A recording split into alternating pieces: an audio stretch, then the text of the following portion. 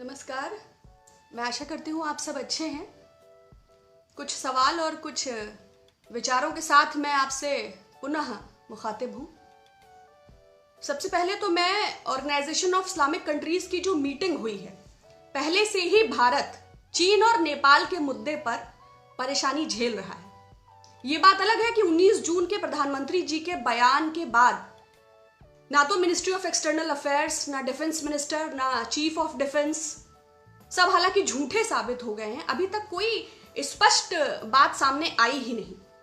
और भारतीय जनता पार्टी के प्रवक्ता और भारतीय जनता पार्टी के नेता और भारतीय जनता पार्टी द्वारा समर्थित मीडिया जिस तरह इस गंभीर, संवेदनशील, राष्ट्रीय संप्रभुता से जुड़े मुद्दे पर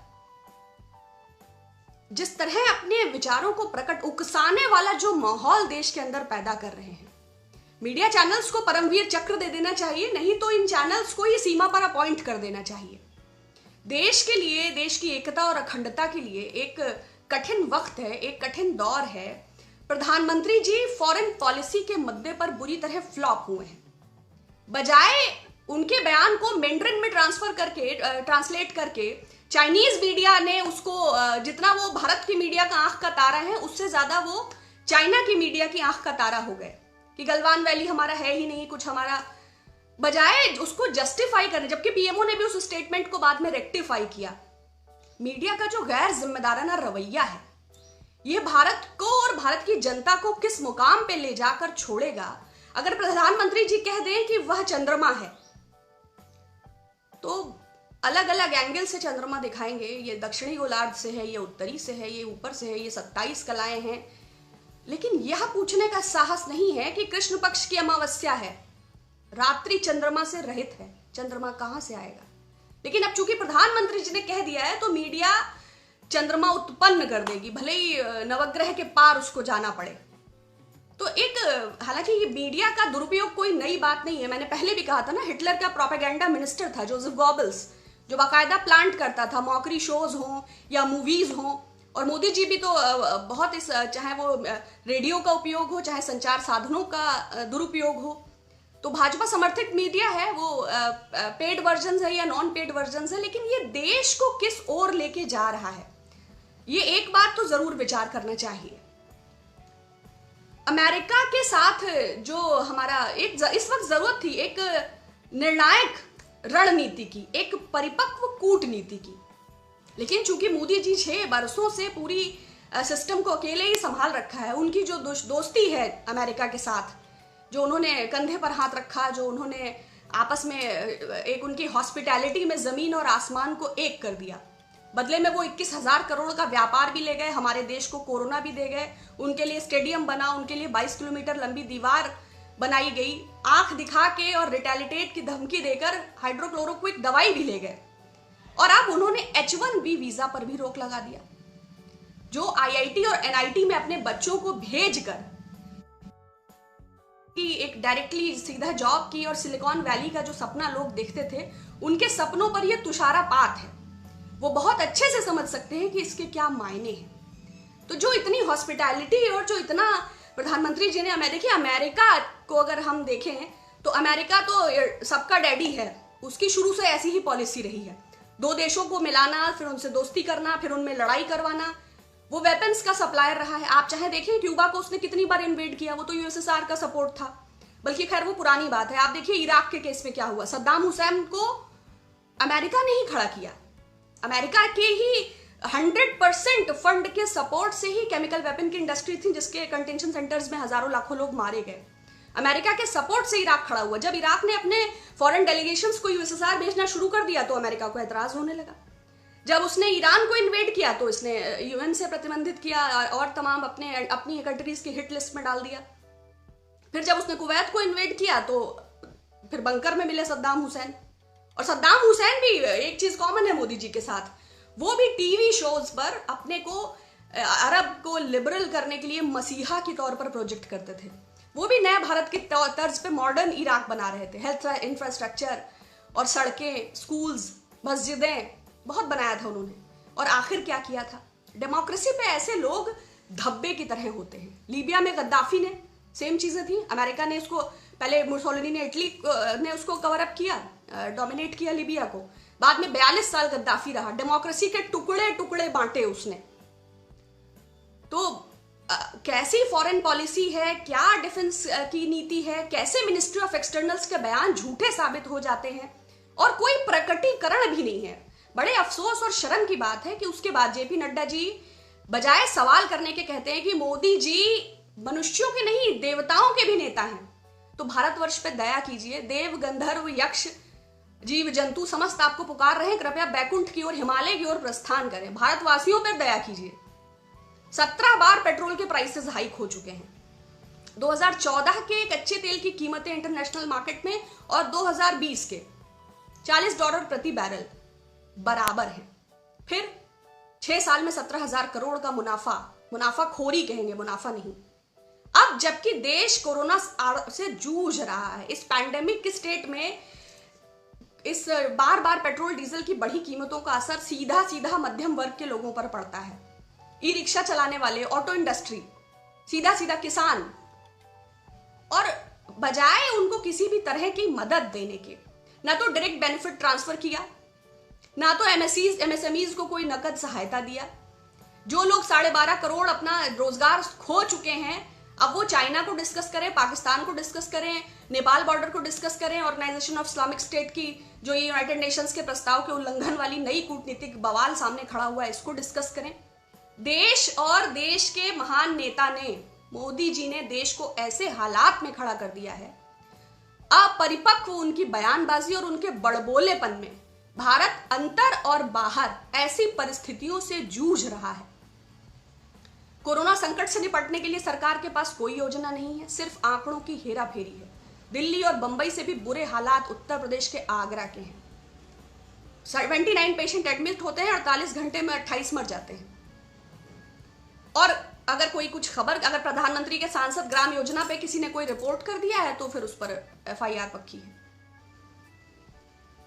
अभी तक सरकार या कोई सरकार का प्रतिनिधि ये स्पष्ट नहीं कर पाया है कि चाइना ने जिस भूमि पर कब्जा किया और हमारे 20 जवान जो शहीद हुए, वो धरती भारत की थी या वो चीनी सेना में अतिक्रमण कर रहे थे, क्योंकि प्रधानमंत्री जी ने भारत को उल्टा घुसपैठिया घोषित कर दिया है। तो ऐसे हालात में बजाय स्वयं को स्थिर करने के, 6 वर्षों से बस एक ही बात है, विपक्ष झूठ बोलता है, विपक्ष को बदनाम कर दिया है।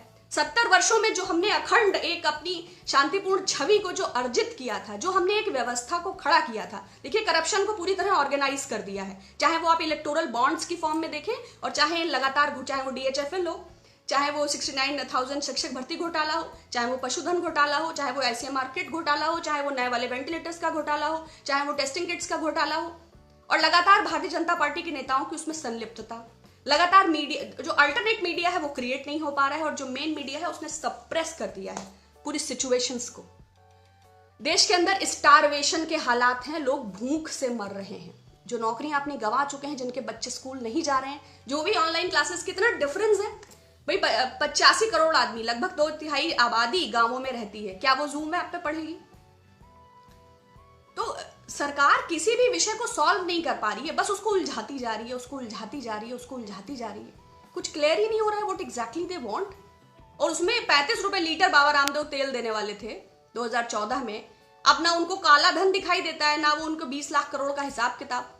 कोरोना की दवा खोज के लाए आयुष मंत्रालय और आईसीएमआर ने बाधित कर दिया, फिर भी वो प्रेस कॉन्फ्रेंस करके ये दावा करते हैं। तो देखिए सरकार देखिए अंबानी टॉप 10 रिच लोगों में शामिल हुए, बहुत खुशी की बात है, उन्हें हार्दिक बधाई। लेकिन जो विसंगति आर्थिक रूप से हिंदुस्तान के लोग झेल रहे हैं, उन हिंदुस्तान के युवाओं के सपनों का क्या, जिनको H1 वीजा, अब प्रधानमंत्री जी से कौन पूछे कि आपकी यात्राओं का और उन हजारों करोड़ रुपयों के वेस्टेज का क्या मायने है, क्या फॉरेन पॉलिसी आपने की, और देश में एक से एक पढ़े लिखे लोग हैं, आपने उनकी सहायता क्यों नहीं ली? देश सीधा सीधा तानाशाही की ओर जा रहा है, व्यवस्था लगातार डैमेज की जा रही है बराबर, चाहे वो मीडिया के माध्यम से हो, चाहे वो कोई तो है जो सब कुछ कंट्रोल कर रहा है, जो चीजों को बाहर नहीं आने दे रहा है। कुछ बेहतर होगा तो बिल्कुल कहा जाएगा। सफूरा जरगर की रिहाई के लिए मैं दिल्ली हाईकोर्ट का धन्यवाद एक महिला होने के नाते व्यक्त करती हूँ।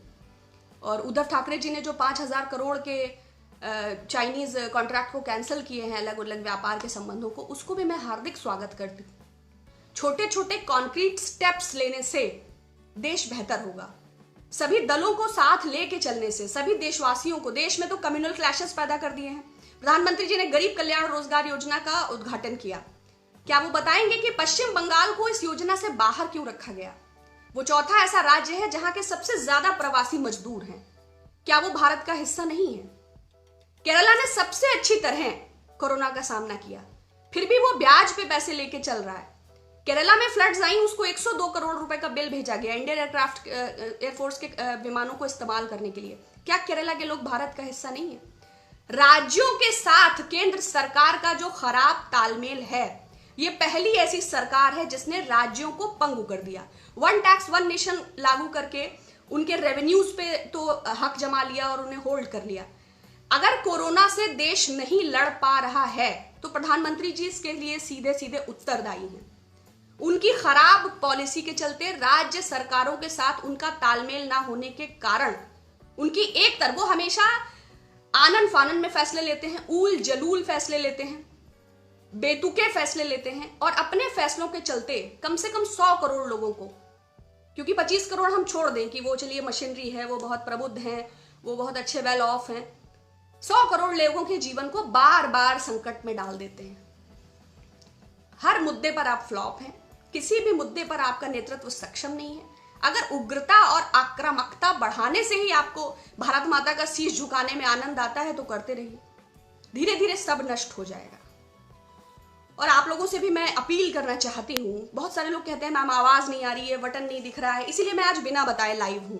आपसे मेरा रिक्वेस्ट है कि रिव्यू सेक्शन में कोई कमेंट जरूर कर दें, क्योंकि मास रिपोर्टिंग करते हैं पेज की, उसकी वजह से पेज ब्लॉक होने लगता है। 2 बार ब्लॉक भी हो चुका है। तो अगर आप रिव्यू सेक्शन में लिख देंगे तो पेज को थोड़ा स्ट्रेंथ मिलता है। दूसरा मैं अपील करना चाहती हूँ, देखिए मान लीजिए कि 99% लोग हमारे खिलाफ हैं, वो बात को नहीं समझते। उन्हें हैंगओवर का 1 डोज शाम के डिबेट में और 1 डोज सुबह के डिबेट में, तो ठीक है, people are innocent, I understand. हमारे वहाँ शिक्षा का क्या स्तर है और लोग कितना जागरूक हैं, लोग अपनी जीविका कमाने पर ध्यान दें या देश की पॉलिसीज को रिव्यू करने पे, it's very, I understand this thing. तो आपसे अनुरोध है कि अपने सोशल मीडिया प्लेटफॉर्म्स के माध्यम से मुखर रहें।